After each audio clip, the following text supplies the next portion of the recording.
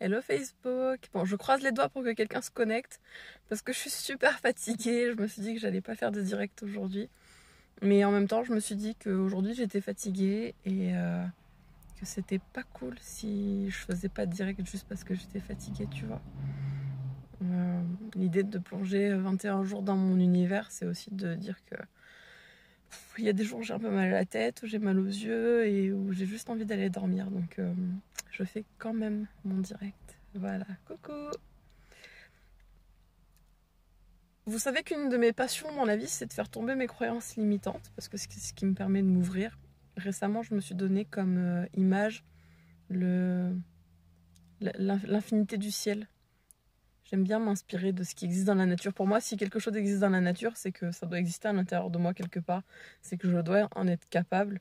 Et quand je vois le ciel qui n'est limité par absolument rien, je me dis qu'on est des êtres qui devrions être capables d'être comme ça sans limite. Et c'est pour ça que les croyances limitantes m'amusent presque. Parce qu'on en a depuis tout petit, on en a qui ont été transmis par nos parents, on en a tellement. Et j'avais envie de vous parler du coup de ces sujets. Alors, moi je suis quelqu'un, coucou Marie, je suis quelqu'un qui aime bien, qui adore la transparence des gens. Et donc quand je suis en soirée avec des gens que je ne connais pas, j'ai analysé ça il y a plusieurs années, je me suis rendu compte que je faisais exprès de parler un peu cru, parce que quand je dis quelque chose à laquelle les personnes en face de moi ne s'attendent pas, il y a au moins une fraction de seconde, un visage de surprise qui me permet de savoir à qui je m'adresse en fait. Ça me permet, comme je vais avoir du mal à trouver mes mots ce soir, hein, comme je suis fatiguée, un peu tard, je vous ai dit j'ai mal à la tête, ça me donne un repère en fait de ok, à ce moment-là la personne était vraiment elle-même, et ça va me permettre en fait d'analyser d'une certaine façon la personne que j'ai en face de moi pour savoir si je peux parler de façon authentique ou si je vais rester en surface parce que la personne en face de moi porte plein de masques et que elle me répond plus avec des schémas automatiques qu'avec son vrai cœur. Dans les sujets que j'utilisais avant, il y avait notamment le sexe. Coucou Jean, ça y est, tu vois, t'es en direct. Dans les sujets que j'utilisais pour faire tomber ce masque au moins une fraction de seconde chez les gens. Donc avant il y avait principalement la sexualité, un petit truc un peu cru, surtout venant d'une fille. Ça me permettait de surprendre et voilà, de voir ce masque là. C'est bien, c'est pas bien, peu importe, hein. Je vous demande pas vraiment votre avis. Bonsoir Dorian. Ensuite, et puis j'ai découvert plus récemment que l'accouchement, la maternité était le monde des enfants globalement. J'ai l'impression qu'on vit dans un monde où on te demande souvent, arrivé à la trentaine, que quand est-ce que tu vas faire des enfants, mais qu'on a un monde qui n'est pas vraiment fait pour. Enfin, moi j'ai découvert depuis que je suis maman par exemple qu'il y a des Airbnb qui n'acceptent pas les enfants, les bébés. J'ai du mal avec le concept. Bref. Et puis alors évidemment il y a un sujet dont je voulais vous parler ce soir qui est l'argent, que je trouve grandiose parce que par exemple il y a 2 ou 3 ans, je sais plus, je m'étais mise en tête que j'allais faire en sorte de gagner 10 000 euros par mois. Parce que pour moi gagner 3-4 000 euros, ce que je gagnais pas forcément à l'époque, pour moi gagner 3-4 000 euros c'était beaucoup de bazar pour pas grand chose. Finalement il fallait peut-être gagner moins. Ou alors, si je gagnais des sous, il fallait au moins gagner 10 000 euros. Coucou Christine. Je suis dans ma voiture, je rentre bientôt à l'appart. Par contre, dans ma tête, je me disais que si on gagnait 10 000 euros, bon là, on pouvait commencer à avoir des jolis projets, etc.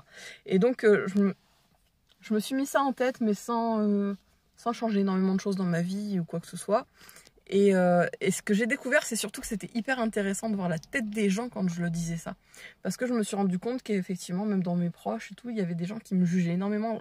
Le simple fait de dire ça, ça venait réveiller tellement de croyances limitantes à l'intérieur d'eux, tellement de choses dont ils étaient convaincus, que le simple fait que je dise « Tiens, moi je veux gagner 10 000 euros dans ma vie », je voyais dans leurs yeux les gens qui me prenaient pour une folle, les gens qui étaient en mode « Oui, vas-y », ceux qui avaient été un un peu en mode ah, j'ai envie de la croire, mais ça a l'air trop beau pour être vrai.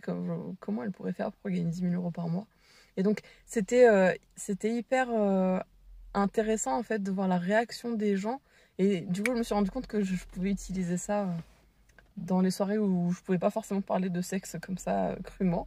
Je pouvais utiliser le sujet de l'argent pour voir à qui j'avais affaire. Et j'ai dit ça à mon papa, donc il y a 2-3 ans, que je voulais gagner 10 000 euros. Et mon père m'a répondu quelque chose du style bah, c'est complètement débile. Et on a parlé d'autre chose. Et le soir, j'avais un peu mal aux gencives et tout, et j'avais jamais eu mal aux gencives. Et donc, je regarde dans le dico des maladies qui me parle de est-ce que je me suis pris un truc dans les dents. Puis je dormais chez une copine et je dis à ma copine bah oui, je me suis pris un truc dans les dents. Mais la réflexion de mon père. Et en fait, en réfléchissant, je me suis dit que peut-être dans la tête de mon papa, qui est musicien et qui a fait plein de boulots différents dans sa vie, mais que peut-être dans la tête de mon papa, il y avait une croyance qui disait que les gens étaient soit riches et malheureux, soit pauvres et heureux. Et je me suis fait cette hypothèse-là parce que je me suis dit avec peut-être son statut de musicien ou je sais pas. Je me suis dit qu'en tout cas, si dans la tête on avait bonjour Hervé, Yorana Yann. Si dans notre tête on avait être soit riche et malheureux, soit pauvre et heureux, pourquoi avoir envie d'être malheureux? Forcément, on préfère être heureux, je pense. Et je me suis demandé si mon papa avait entendu quand je lui avais dit que je voulais gagner 10 000 euros, je crois que je lui avais dit que je voulais être riche. Et mon père m'a répondu c'est débile parce que je pense qu'il a entendu je veux être riche et malheureuse. Bon, c'est juste un exemple comme ça, parce qu'en ce moment j'écoute énormément de podcasts sur l'argent et sur la vision de l'argent. Ce matin par exemple j'ai vu un réel qui disait, qui donnait 4 phrases qui éloignaient l'argent de toi. Et la première c'était l'argent n'est pas important pour moi. Et donc c'est une phrase qui m'a fait pas mal réfléchir ce matin. Donc je me suis demandé si l'argent était important pour moi. Et en fait, oui, l'argent est important pour moi. D'abord parce que je pense que comme Facebook, comme les réseaux sociaux, comme la télé, comme n'importe quoi qui fait partie de cette vie, c'est quelque chose de neutre qu'on peut utiliser d'une bonne ou d'une mauvaise façon, ou d'une façon saine ou d'une façon moins saine en tout cas. Et donc j'ai pas de problème avec l'argent, dans le sens où pour moi c'est pas quelque chose de mal, c'est pas quelque chose qui rend malheureux. C'est une responsabilité, ça oui, mais enfin moi j'ai grandi avec des responsabilités depuis petite, donc le mot responsabilité est pas un gros mot pour moi. Il est pas forcément facile, mais c'est pas un gros mot. Et donc l'argent est pas quelque chose de mauvais pour moi. Maintenant, de là à dire l'argent n'est pas important pour moi, ce qui m'a fait tilter ce matin, et qui m'a fait dire que si l'argent est quelque chose d'important pour moi, mais parce qu'en fait, mon temps est quelque chose qui est immensément précieux pour moi. Mais vraiment, mon temps, le temps que j'ai, c'est ce que j'ai de plus précieux au monde. Et je considère que c'est notre plus grand trésor, en fait, à chacun. Donc, quelqu'un qui vient à mon anniversaire, quelqu'un qui passe du temps avec moi, quelqu'un qui m'invite chez lui à manger, quelqu'un qui me donne de son temps, pour moi c'est le plus beau cadeau déjà qu'il puisse me faire. J'ai une copine ce week-end qui a fait un gâteau pour moi, le temps qu'elle a passé à faire ce gâteau juste pour moi, enfin pour les gens qui étaient là quand elle est venue chez moi, mais ça c'est hyper précieux. Elle m'a donné ce qu'elle a de plus cher, elle m'a donné du temps en fait, vous voyez. Et c'est quoi le rapport avec l'argent? C'est qu'aujourd'hui mon temps est tellement précieux que j'aimerais avoir plein d'argent pour pouvoir économiser mon temps en fait. Moi c'est ça qui m'importe le plus, et de pouvoir économiser mon temps. Et par exemple, je suis le genre de personne, je me souviens de copines qui pour leur mariage avaient envie de tout faire elles-mêmes et tout ça, et j'étais pas sûre. Est-ce qu'elle voulait tout faire elle-même parce que ça lui faisait plaisir de tout faire elle-même, ou est-ce qu'elle voulait tout faire elle-même parce qu'elle elle préférait économiser ses sous et ne pas payer des gens pour le faire? Et moi, demain, j'ai des sous et j'ai pas envie de faire un truc, c'est sûr que je vais payer des gens qui, en plus, je le vérifie maintenant quand je travaille avec des gens, qui, en plus, vont être heureux de faire ça. C'est-à-dire que je vais leur donner des sous pour m'éviter un truc que je déteste et leur donner l'opportunité de faire un truc qu'ils adorent. Mais bingo! D'accord? Donc, pour moi, c'est tellement important que le montant, j'ai envie d'utiliser que pour des choses que j'aime. Et si pour ça, il faut grandir, parce que, par exemple, gagner beaucoup de sous, pour moi, dans la vie, ça va avec le gagner en compétences, gagner en puissance, en ancrage. Je pense pas qu'on puisse grandir financièrement sans avoir évolué personnellement. En fait. Enfin, en tout cas, tous les podcasts que j'écoute en ce moment tournent vraiment autour de ça et ça résonne vraiment juste pour moi. Et du coup, si je reviens à cette phrase, est-ce que l'argent est important pour moi? Bah oui. Oui, et c'est ok. Et pourtant, je vous dis ça alors que j'ose dire ça en public. Je le publierai sur ma chaîne YouTube et tout. Alors que je transmets la culture polynésienne, par exemple, du mieux que je peux. Parce que je trouve ça magnifique et je trouve que ça vaut le coup d'être découvert. Que j'aimerais que tout le monde connaisse cette culture et tout ce qu'elle a de sain, comme son rapport à la nature, sa connexion, sa cohérence dans tous les pans en fait de la culture polynésienne, que ce soit les tatouages, la danse, la langue tahitienne, les confections, les savoir-faire manuels, enfin absolument tout est cohérent et directement relié à la nature. Aujourd'hui, je transmets ça, alors que, en tout cas, j'ai l'impression que parler d'argent en France, c'est déjà un gros mot, mais alors parler d'argent et de business pour les Tahitiens et la culture polynésienne, j'ai l'impression que c'est encore pire. Je me trompe peut-être complètement, c'est peut-être mes problèmes de légitimité qui ressortent parfois et qui m'inquiètent un petit peu sur le sujet. Mais voilà, j'arrive à dire ça aujourd'hui et c'est un gros travail. Simplement de le verbaliser déjà, pour moi c'est énorme. C'est ce que je suis en train de faire là. J'espère que vous l'accueillerez avec bienveillance parce que oser dire que oui, j'ai envie de gagner, mais moi j'ai envie de gagner plein de sous parce que simplement j'ai des projets, j'ai tellement de choses que j'ai envie de mettre en œuvre et de pouvoir soutenir par exemple, j'adorerais être mécène, par exemple. Euh, Avoir des sous pour pouvoir soutenir des gens qui ont un travail qui est simplement beau, qui est simplement... on a besoin de beauté dans le monde, on a besoin de tellement de choses et j'aimerais tellement avoir des sous pour soutenir toutes ces belles causes-là. L'argent on peut faire des choses tellement belles en fait avec. Moi j'ai envie, si je peux, si c'est bien à la fois pour moi et pour toute chose qui existe, j'ai envie de pouvoir mettre ça en œuvre.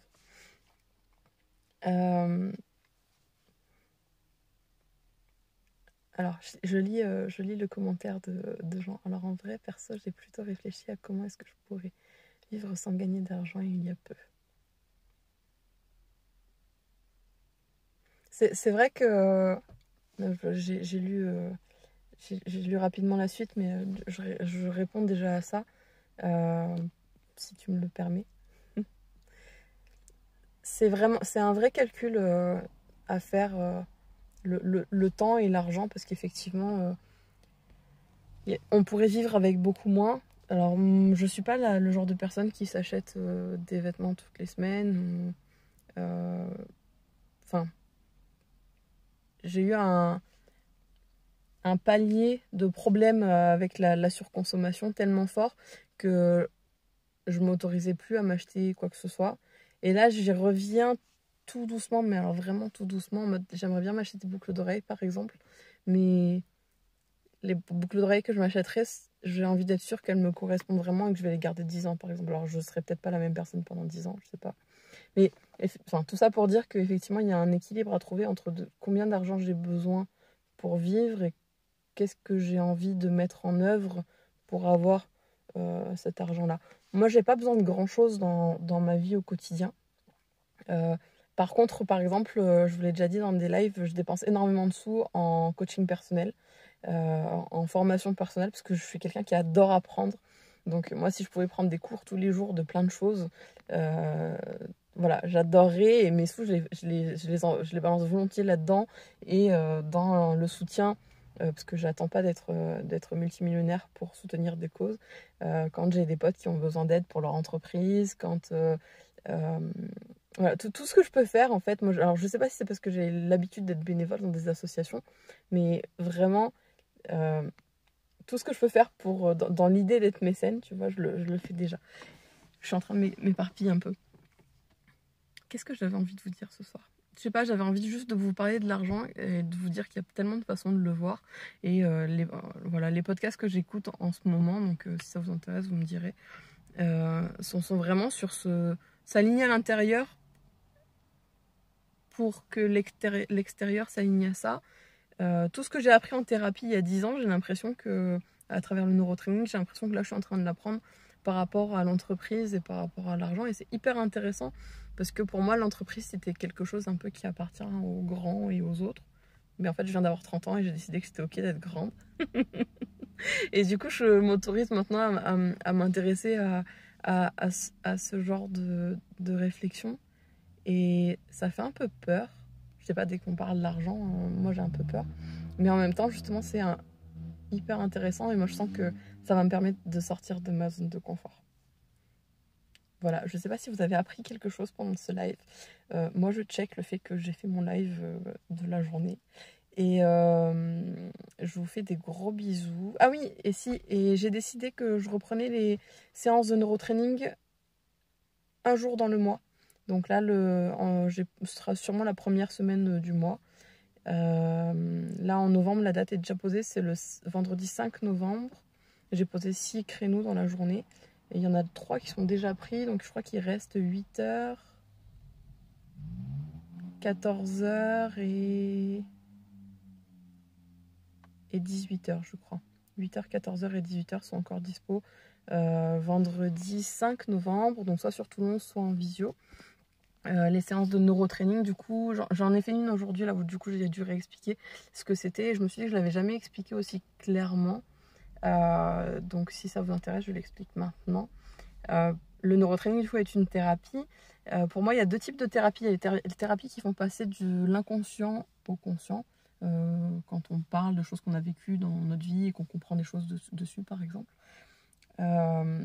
Et d'autres thérapies qui font passer du subconscient au conscient. Par exemple, le FT où on tapote des points pour libérer des émotions. On n'est pas allé comprendre ce qui s'était passé, simplement on libère, on solutionne. J'aime bien parce qu'en neurotraining, on fait les deux. On demande au corps qui va nous répondre, entre guillemets, par oui ou non. Il nous répond en fait par stress ou absence de stress. Donc je vais aller questionner le corps en fait qui va me répondre. On va sortir des informations qu'on doit sortir aujourd'hui. Sur je ne sais quel sujet. On va les remettre en ordre, on va permettre à la personne de conscientiser tout ça. Et ensuite, on va venir solutionner en lui apportant des nouveaux schémas de réponse. Imagine une situation qui se présente régulièrement à toi et tu réagis toujours avec la même émotion, la colère, la tristesse, et ça va pas. Et qu'aujourd'hui, tu voudrais réagir d'une façon plus sereine, tu voudrais avoir un autre schéma de réponse à ça. Ben, c'est ce qu'on va faire en neurotraining. On va venir créer une autre solution qui te convient à toi, pas une solution qui convient à tout le monde parce qu'on est tous différents. Donc voilà, les séances de neurotraining, ça peut être pour une problématique bien particulière, comme ça peut être simplement quand on est bloqué dans sa vie, quand je demande en début de séance aux gens, est-ce qu'il y a quelque chose dans ta vie qui ne va pas et qui pourrait aller bien, ou quelque chose qui va bien et qui pourrait aller mieux. Voilà, c'est vraiment du développement de soi, de l'évolution personnelle, avec tous les petits outils que j'ai appris dans ma vie. Donc la prochaine journée, ce sera le 5 novembre, et si je dis pas de bêtises, il reste les créneaux de 8h, 14h et 18h. Et je fixerai une date la première semaine de décembre également. Voilà, je vous fais des gros bisous. Marie Falco, nanana. D'accord, on se voit en décembre, alors je vais poser la date pour décembre la semaine prochaine, je pense. Voilà. Avec grand plaisir.